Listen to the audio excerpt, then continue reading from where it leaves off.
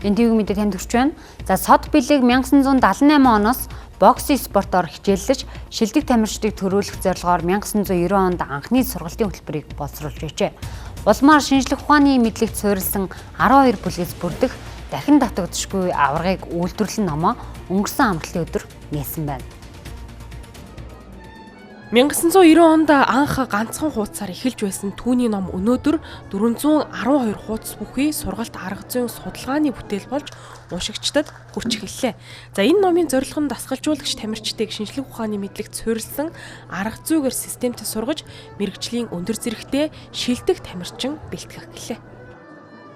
Ер нь хүн амжилт гаргахын тулд зөв дадал хэвшил, зөв амьдралын хэв маяг, зөв үзэл бодол, зөв хандлагатай болж төлөвлөх шаардлагатай. Өдөр тутмын энэ зөв дадал хэвшлийг өдөр тутамдаа яг тамирчин бахын үеийн бүхэл амьдралынхаа туршид мөрдлөг болгож чиж тамирчин хүн амжилт гаргадаг.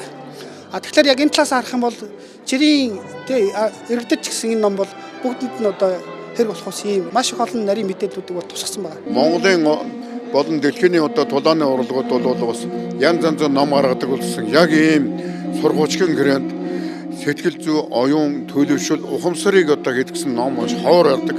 Сайхан номыг гаргасан байна манай сод бэлэг. Тус номонд сүүлийн үеийн суурь судалгааны материалуудаас гадна алдартай тамирчдын амьдралын хэв маяг, дэглэм, за өдөр тутмын болоод тусгай бэлтгэл зэргийг оруулж өгсөн байна. Цаашлаад альва үйлийг эхлүүлэхэд эхлээд сэтгэл зүй бэлэн болдог. За сэтгэл зүйн үндэс нь эр зориг, эр зоригийн үндэс нь ёс зүй хэмээн зохиогч номондоо тодтогч өгчээ.